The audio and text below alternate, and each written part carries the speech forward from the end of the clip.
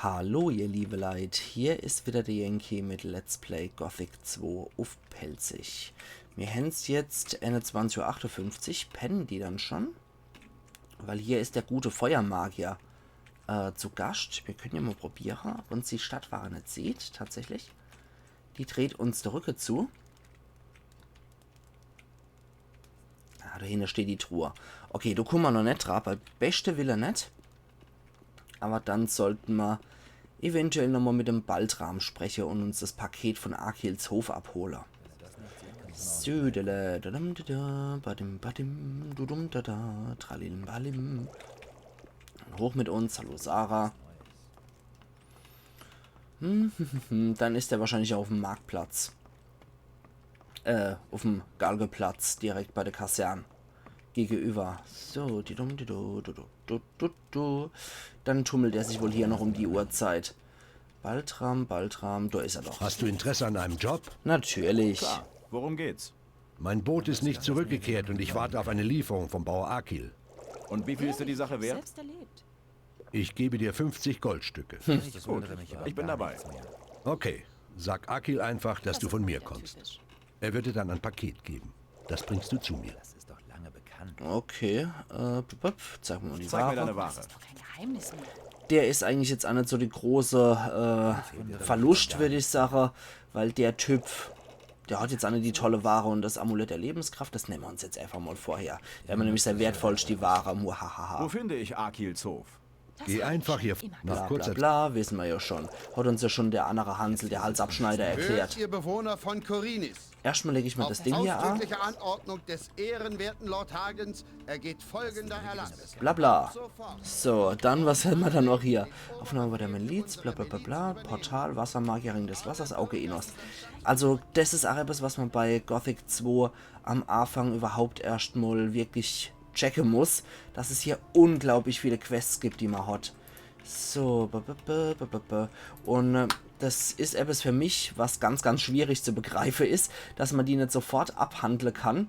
Ich bin so jemand, der hasst das, wenn er Quests dann wirklich stapelt wie andere Sachen, wie Ware. Boah, nee, kann ich überhaupt nicht leiden, sowas. Deswegen, ich erledige Quests eigentlich immer schön, ganz gern, enslorum anderer. Und am Anfang sammelt man bei Gothic 2 unglaublich viele Quests, die erst im Nachhinein alle so abgehandelt werden. Aber wenn ich schon so Liste sehe an Quests, denke ich, ach alter, lecco mio. Aber ja, der Händlerüberfall, dafür sind wir definitiv noch zu schwach. Wir brauchen die Lernpunkte, um Stärke zu kriegen, dass wir so auch bessere Waffe führen können.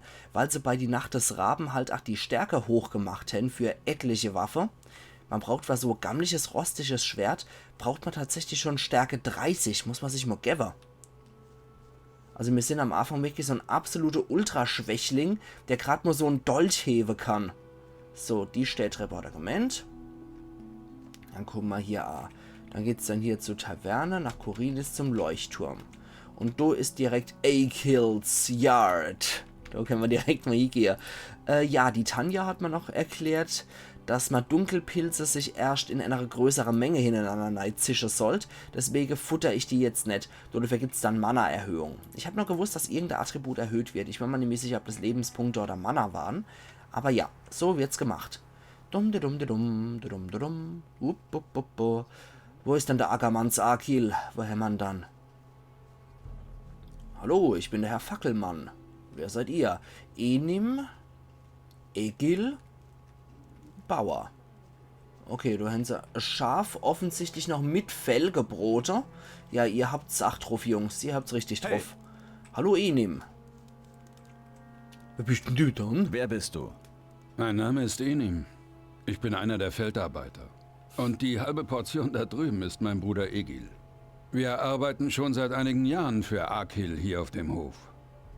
Alle hopp. Das sieht aber ein bisschen aus wie so ein Golem. Bäh. So, Egil, wie sieht's dann bei dir aus? Der Wie scheint sieht's wohl der aus? Ältere zu sein. Schon lange keinen Fremden mehr auf unserem Land gesehen, der uns nicht gleich die Haut abziehen will. Ich hoffe, ich habe mich jetzt nicht bei dir getäuscht. Ich bin Egil. Und der komische Vogel dort drüben ist mein Bruder Enim.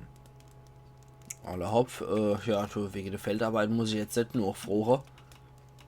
So sehr bin ich jetzt auch nicht auf Smalltalk aus. Wo ist er dann, der Ackermann? Auf der anderen Seite, wisst was? Wisst was?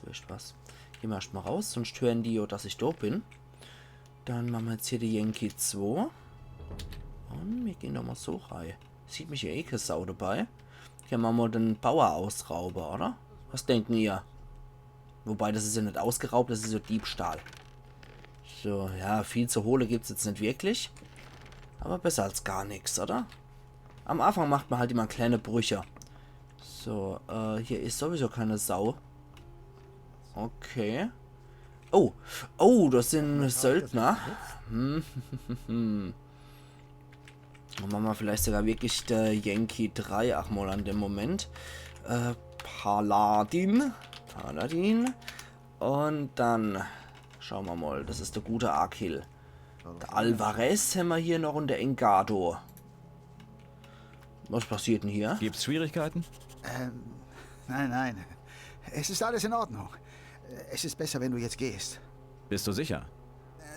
Ja, es ist alles in Ordnung. Du, ich kann jetzt nicht mit dir reden. Warum erfahre ich das erst jetzt? Warum kann ich das jetzt nicht jetzt? Hallo Randolph. Was Alles geht denn hier klar. ab? Sobald hier einer was Falsches sagt, geht der Tanz los. Also halt lieber die Füße still, sonst gibt's ein Gemetzel. Kämpfst du mit? Ich werde nicht hier herumstehen, wenn der Tanz beginnt. Aber ich werde es auch nicht heraufbeschwören. Okay. Interessiert mich nicht. Bauer in Not. Akils Hof wird von Söldnern bedroht. Ja, das sind die vom Großbauer. Halten wir nochmal mit der Kati. Mein Mann wird von diesen Halsabschneidern bedroht. Wir sind königstreue Bürger der Stadt und die Söldner wollen uns ausrauben. Jetzt steh doch da nicht herum. Genau das habe ich auch. Tu doch irgendwas. Hilf uns. Okay, Bauer in Not. Das ist immer nur dasselbe. Und wie sieht es ja mal Baldrams Lieferung aus? Ja, okay, bla bla. Ich werde mich da nicht einmischen. Dann sollte ich vielleicht nochmal die Bauern dahin organisieren. Dass die, möglicherweise eingreifen, oder? Kann ich das nicht? Nee. Wie läuft die Feldarbeit? Willst du mithelfen? Da hinten steht noch eine Hacke. Schnapp sie dir und dann ab aufs Feld. Du musst Okay. nur aufpassen, dass die Feldräuber dich nicht überraschen. Die reißen dir mit einem Bissen glatt den Arm ab. Ja, das kann ich mir vorstellen. Hier? Warum unternimmst du nichts gegen die Feldräuber? Ich habe schon viele von ihnen erschlagen. Ich kann sie gar nicht mehr zählen. Das Dumme ist nur, sie kommen immer wieder. Okay. Gut, die kann ich anscheinend nicht organisieren. Aber ich glaube, die greifen sobald hier der Tanz beginnt, wie es der Rudolf so schön gesagt hat. Alle sind gerannt wie die Hasen. Okay. Ganz allein. Dann, ja, das klingt aber nicht gerade sehr noch Bedrohung, wenn ich mal das so höre. Haupt, dann fangen wir mal an. Alvarez. Was dich auch immer hergeführt hat, besser du vergisst es und verschwindest. Okay. Bauer in Not. Ja, nach wie vor dasselbe Scheiß. Und wie sieht's bei dir aus? Hey, Kleiner, hast du dich verlaufen? Geh zurück aufs Feld und pflück ein paar Rüben. Das ist alles. Okay, freundliche Type. Dann machen wir doch mal was ganz Ekelhaftes. Wir gehen durch schön in Sicherheit und zwischen so einem Hansel mal hier ein Feuerpfeil auf die Rüb. Kein Geheimnis. Okay, du hässlicher Engado. Na warte, du Mistkerl. So, jetzt wollen wir mal. Ich bin mir aber sicher, ich bin tot, sobald er trifft. Okay. Weil der ist sogar noch stärker als diese Wache. Mistkerl. Du arme Wurst. Hast ja nicht mal Gold dabei. Okay. Die Waffe. Die helfen mir überhaupt nicht gegen den Typ. Oh Mann. Den anderen hätten sie von sich aus geschnetzelt, aber der ist anscheinend nicht so gut in Zweihandwaffe. Weswegen der nicht so schnell kämpfen und blocken kann. Und Dinge ausdehlen kann. Ich weiß zwar nicht, ob ich dem überhaupt Schade mache. Aber wir probieren es einfach mal. Fleißig weiter. Ich weiß nicht, ob ich dem überhaupt Schade mache oder irgendwas. Aber scheint wohl auch die Bauern einen Scheißdreck zu interessieren, dass ich den Typ hier über das ganze Feld prügel. So, jetzt gehen wir nochmal weiter zurück. So, und noch einmal. So, dann kann der Tanz nochmal von vorne beginnen. Und ich hoffe, ich mache den Typ in irgendeiner Art und Weise wenigstens Schade. Und wenn es nur zwischendurch mal ein Crit ist, der eventuell Schade macht. kannst du leider nicht sehen, wie viel der noch hat. Und die dumme Bauern greifen natürlich auch nicht ein. Großartig. Oh Mann. Innos sei Dank. Ich dachte schon, meine letzte Stunde hätte geschlagen. Mein Name ist Akil. Ich bin der Bauer dieses bescheidenen Stück Landes hier. Was waren das für Kerle? Das waren Söldner von Onas Hof. Was anderes als Plündern und Morden kennen diese Bastarde nicht. Ich hatte schon das Schlimmste befürchtet. Nun, ich danke Innos, dass es nicht so weit gekommen ist. Sag mir, was ich für dich tun kann. So, erstmal die Waffe wegstecken, genau. Ich bin jo hier ein guter Mensch, der hier die Miliz sich erschließen will und Paladin werden will, deswegen hier. Nichts. Hauptsache, ihr habt die Sache gut überstanden. Du bist ein außergewöhnlicher Kerl. Möge Innos dich auf deinem Weg schützen. So, ich will die Bauern ausnehmen. Erstmal die vermisste Bürger. Hast du etwas über vermisste Bürger gehört? Du machst mir Spaß. Gehört, meinst du? Mir selbst fehlen einige meiner Leute. Tonak und Telbo haben bis vor 3 Tagen noch auf meinen Feldern gearbeitet. Und ich weiß genau, dass sie nicht einfach so sang- und klanglos den Hof verlassen würden. Trotzdem sind sie einfach verschwunden und niemand kann mir sagen, was mit ihnen passiert ist. Wenn du ein Lebenszeichen von ihnen finden solltest, dann sagst du mir doch Bescheid, ja? Mach ich. Aber wir wissen jetzt, interessant war, dass dieser Alvarez, den ich hier alle gelegt habe, dass der 200 Erfahrungspunkte gebraucht hat. Also der war eigentlich weit über mir, aber glücklicherweise war der nicht gut in Zweihandwaffe geskillt, sodass der ziemlich träge war und ich jeden Schlag blocken konnte von dem Typ. So. Was wollten die Söldner von dir? Dann hier noch. Weißt du das nicht? Ona, der Großbauer, hat sie angeworben. Sie bewachen seinen Hof und treiben für ihn die Pacht ein. Das heißt, sie ziehen von Hof zu Hof und nehmen sich, was sie wollen. Und wer nicht zahlen kann, der kriegt ihren Stahl zu spüren. Klasse. Aber, hier mal. Ich komme von Baltram. Ich soll ja eine Lieferung für ihn abholen. Dann bist du sein neuer Bote. Okay, ich habe das Paket schon fertig gemacht. Gut, dankeschön. Und in der Gegend brauchen wir erstmal nichts. Mach's gut. Ich wünschte wirklich, ich hätte mehr für dich tun können. Ja, das passt schon, Alamol. So, der hat noch einen Apfel dabei, Wacholder und Goldbrocken, nehmen wir auch gern, und Sumpfkraut. Und der wir abgemurkst hat, hat eine grobe Kriegsaxt. Ah ne, den haben wir ja gar nicht abgemurkst. Alvarez habe ich ja selber abgemurkst. Der war der andere. Der hat Käse, Dietrich, Goldbrocken und Sumpfkraut. Alles klar, da haben wir das hier, Baltrams Lieferung. Und ansonsten können wir uns auch hier nochmal sowas reizwirbeln für unser Mana. Gesundheit der Kenny verloren und die macht 60 Schaden und benötigt 70 Stärke. Ich meine, das zeigt ja schon auf, wie abartig lächerlich in die Nacht des Raben die Stärkestaffelung für Waffe ist. Ein Ding, was mehr Stärke braucht, als der Schade denn es ausdehlt. Das ist eigentlich schon ziemlich beschisser. So, dann holen wir uns den ganzen Krust hier noch dazu. Und dann können wir hier weitermachen. Ja, wie gesagt, also das ist etwas, was ich bei die Nacht des Raben definitiv kritisiere. Dass diese lächerliche Vorstellung von Stärke bei Waffe extrem übel ist. Gerade am Anfang kann man überhaupt keine gescheite Sache sich ausrüsten. Ich bin jetzt die ganze Zeit immer noch mit diesem poplichen Wolfsdolch oder was hier ausgerüstet, den ich am Anfang habe. Der wie viel Schade macht? 30 Schade macht. Und ich brauche 30 Stärkepunkte für ein normales Schwert. Das ist echt schon übel. Das ist absolut übler Scheiß. So, okay. Das heißt, ich muss einfach am Anfang schon ewig viel in Stärke investieren. Naja, wie viel brauche ich dann noch? Ja, ich brauche noch 1500 in etwa. 1480 brauche ich an Erfahrungspunkte noch, dass ich überhaupt weiter aufsteigen kann. Also ich wieder Lernpunkte habe, um 10 Stärke zu investieren.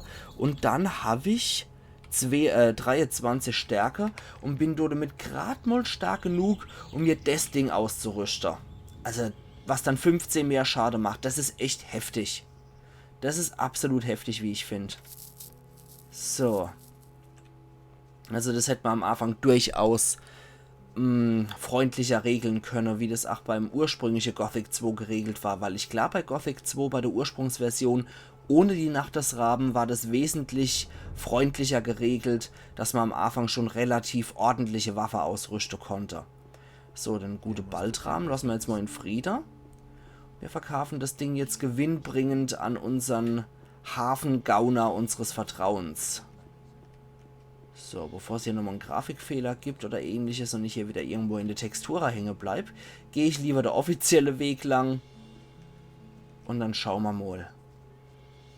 So, dann wieder ab zur Hafenkneipe. Ich hoffe, dieser Typ ist immer noch da. Uhr 25 Hammers mittlerweile. Ich hoffe, der Kerl ist noch da. So, dann können wir jetzt nämlich in die Kneipe gehen. Der Mo macht schon nichts, wenn wir reingehen wollen. Ich habe mal hier meinen Eintritt verdient. Gavel, dann brauche ich nicht Nagua. Hallo, Kumpel. Hier, bitteschön. Ich habe die Lieferung dabei. Gut gemacht. Ja, ich werde sehen, dass ich sie loswerde. Komm morgen wieder. Okay. Baltrams Lieferung gegeben. Wir hätten den Typ jetzt natürlich auch an Lord André verpetzen können. Aber, ja, wollte ich jetzt eigentlich nicht machen. Weil wir wollen ja die Diebesgilde im Ganzen abliefern und nicht einfach nur irgendeinen Handlanger. So, jetzt probieren wir den Scheißdreck noch einmal. Ich habe jetzt wenigstens so Lebenskraftgedöns. Probieren wir mal aus, wie das jetzt ausschaut. Ups. So, weil der Typ...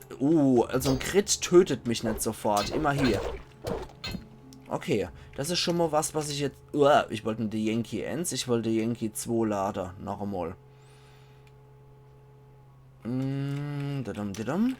Also wir haben jetzt auf jeden Fall schon mal gelernt, dass der uns nicht mit dem Crit sofort umbringen kann. Durch dieses Lebenskraft-Amulett wahrscheinlich. Allerhaupt. Na dann komm mal her.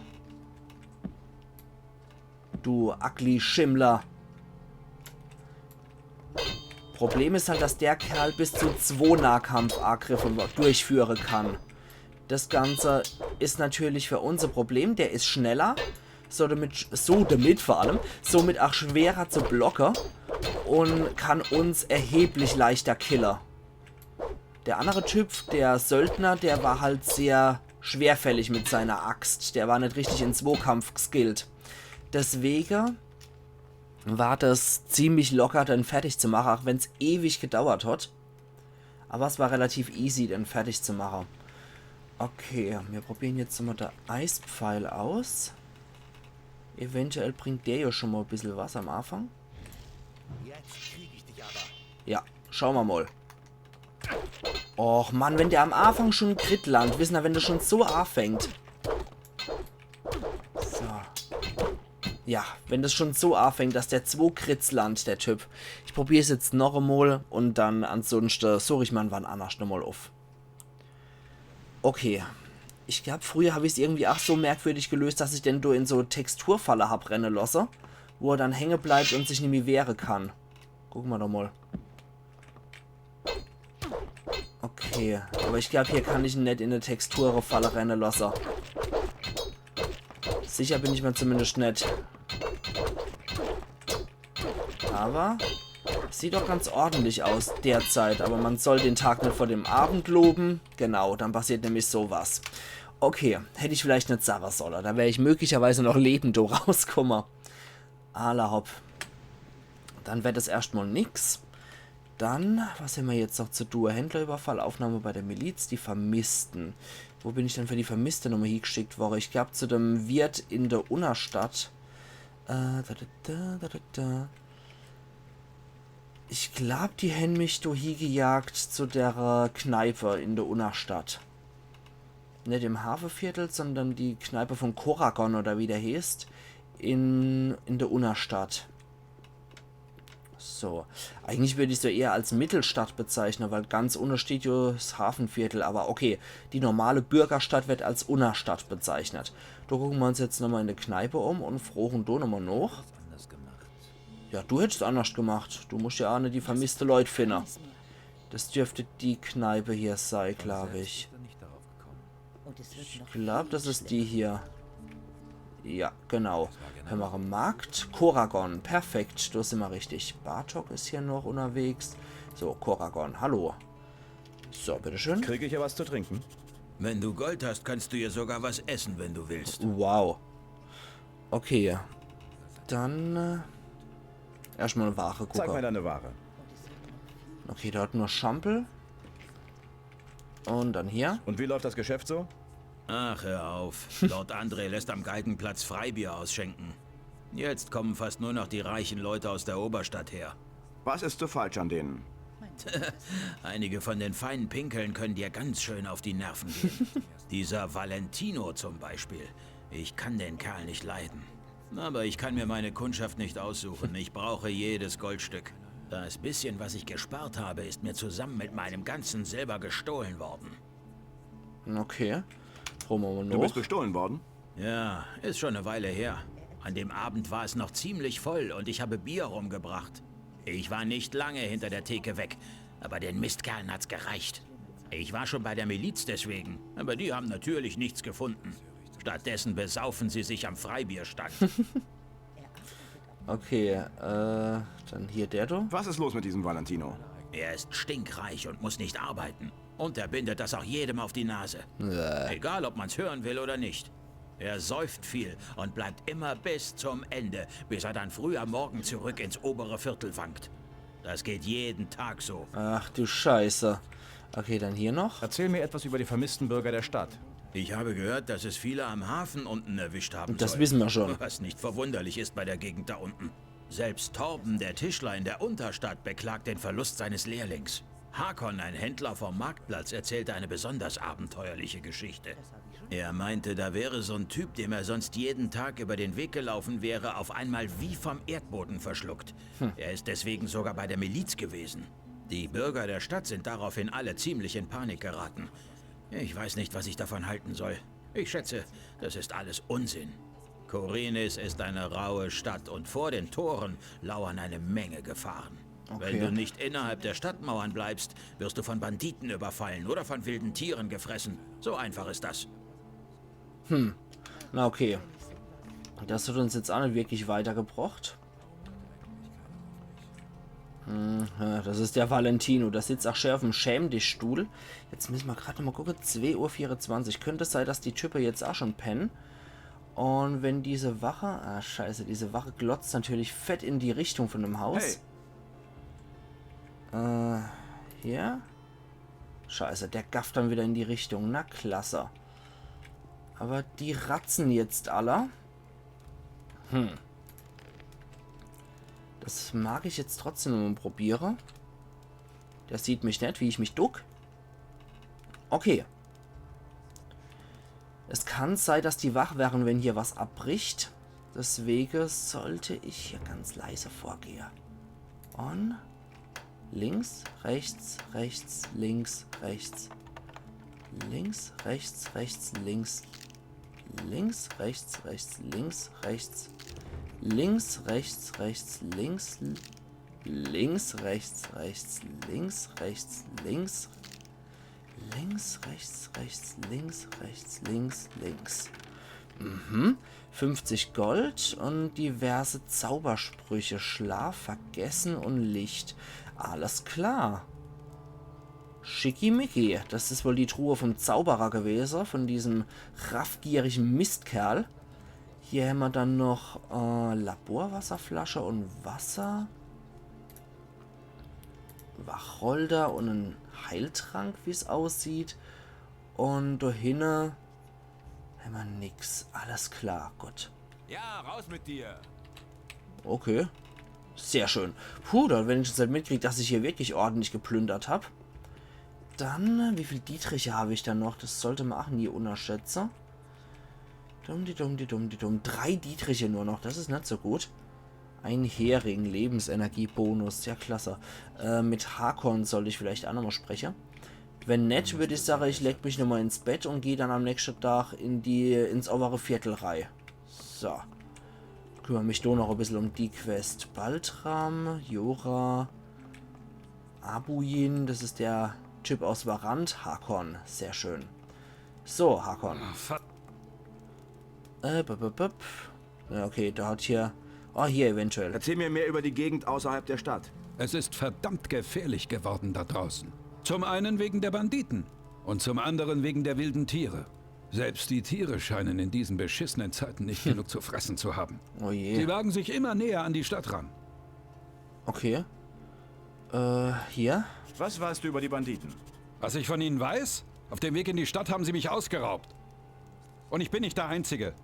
Die treiben hier schon seit geraumer Zeit ihr Unwesen. Die Miliz hat zwar mal versucht, sie aufzuspüren, aber ohne Erfolg. Wenigstens wieder eine neue Quest kriegt, ne? Dann hier. Weißt du, wer von der Miliz an der Suche beteiligt war? Der Kerl heißt Pablo. Er war mit ein paar anderen auf der Suche nach den Banditen. Aber gefunden haben sie nicht. Weißt du, wo ich Pablo finden kann? Er patrouilliert durch die Stadt. Du findest ihn entweder am Tempelplatz oder in der Unterstadt. Okay. Dann hier. Wo bist du überfallen worden? In der Nähe von Akils Hof. Geh einfach hier vorne aus dem Stadttor hinaus und folge dem Weg nach rechts. Dann kommst du nach einer Weile zu ein paar Treppenstufen. Von dort kamen die Kerle. Ich wette, die haben in dem Wald dahinter ihr Versteck. Ich weiß, wo die sind, aber die sind ziemlich hart am Anfang. Ich werde mich darum kümmern. Was? Du willst dich mit den Banditen anlegen? Aha. Du alleine? Du bist wohl ein guter Kämpfer, was? Wie viel ist dir die Sache wert? Das ist eine gefährliche Sache. Naja, mir soll's recht sein. Ich zahle dir 100 Goldstücke, wenn du die Banditen besiegst. Okay. Dann Zeig mir deine Ware. mag ich hier noch mal kurz reingucken. Harnisch-Amulett, Schutz vor Waffen. Könnte ich natürlich auch ganz gut gebrauchen, das Zeug. Grobes Kurzschwert, Schaden 20. Hier Kurzschwert 40-20. Wolfszahn, ja, das ist etwas besser natürlich. Schiffsachs 60-60, das muss man sich echt mal geben. Okay, Richtstab ist aber Zweihandwaffe, 35 Stärke für 50 Schade. Grobes Bastardschwert braucht mehr Stärke, als es Schade macht. Leckt mich doch am Käppel. Das ist echt heftig hier. Okay, den Schampel können wir jetzt auch schon verkaufen. Das braucht ja eh kein Mensch hier. Zack und zack. Aber, ja. Gut. Dann haben wir soweit alles. Dann können wir Ratze gehen. Hier. Zack. Und Schnarch, Schnarch. Die paar Stunden wenigstens noch schlafen. Jetzt haben wir den 4. Tag schon. Okay, gut. Dann sind wir noch den Pablo. Ich glaube, der Typ war bei der Handwerksmeister gestanden. Aber er hat ja gesagt, zwischen Tempelplatz und dem anderen Gedöns. So, der Baltram ist Quatsch. Da muss ich noch nicht hier. Zuris. Ich bin Zuris, Meister der Tränke. Benötigst du eine Essenz der Heilung oder ein magisches Elixier? Dann bist du bei mir richtig. So, dann... Stellst du deine Tränke selbst her? Nein, ich beziehe sie entweder aus dem Kloster oder kaufe sie von Konstantino, dem Alchemisten. Wenn du an der Herstellung von Tränken interessiert bist, dann sprich mit ihm. Er braucht einen Gehilfen. Aber er ist zu eigensinnig, um selbst jemanden einzustellen. Er ist halt störrisch wie ein Maulesel. Er kommt immer bei mir vorbei, wenn er draußen vorm Osttor Pflanzen für seine Tränke sammelt. Bei dem Typ muss ich mal reingucken, der hat als mal attributserhöhende Tränke dabei. Wo genau sammelt Konstantino seine Kräuter? Er geht immer durch das östliche Stadttor hier und verschwindet dann nach links in die Wildnis. Er hat mal erzählt, dass in der Gegend dort so ziemlich alles wächst, bis auf Kronstöckel. Okay. Hier? Hat Konstantino auch erzählt, wo man Kronstöckel findet? Ich habe ihn mal sagen hören, dass das Zeug in der Nähe von Steinkreisen wächst. Aha. In der Nähe von Lobarts Hof, das ist der Hof draußen vor dem anderen Stadttor, ist einer dieser Steinkreise. Er liegt auf einem Hügel, glaube ich. War mal ein Grab oder sowas. So, so. Zeig mir deine Ware. Dann gucken wir nochmal hier rein. Manchmal hat man Glück. Und der Typ hat auch attributserhöhende Tränke dabei. Lebensenergie und Mana-Bonus gibt das Ding. Und er hat ein paar nette Zauber parat. Apfeltabak, roter Tränenpfeffer. Okay. Göttliche Kraft der Gestirne. Und hier hat er halt diverse Zauber parat. Benötigtes Mana 5, Schaden 250. Nicht schlecht. Dämon beschwören. Eiswelle. Also Spruchrolle können wir uns auf jeden Fall auch mal ein paar holen. Wenn wir genug Kohle haben. Das mache ich jetzt erstmal. Hole das Zeug. Eventuell bringt uns das irgendeinen Bonus. Göttliche Kraft der Gestirne. Mana plus 2, genau. Wenn nun aber die Kraft des Ochsen sich vereinigt mit den Prinzipien des Kriegers, so seien alle gewarnt vor den Ereignissen, die da kommen mögen. Die unbändige Kraft des Ochsen und die Zielstrebigkeit des Kriegers ist in der Lage, das uralte Gleichgewicht der Mächte zu erschüttern. Die kosmischen Grenzen zwischen den Dimensionen wird schwächer, so schwach, dass die Schattenkreaturen Belias auf ein leichtes in unserer Welt überwechseln können. Was so etwas bedeutet, zeigen uns die Kriege der vorderen Zeit, als das Band zwischen den Welten noch stärker war. Die Schergen des Bösen brachten Tod und Zerstörung über die Welt, und nur mit der Hilfe Innos und seines Erwählten war es den Menschen möglich, das Unheil zu besiegen.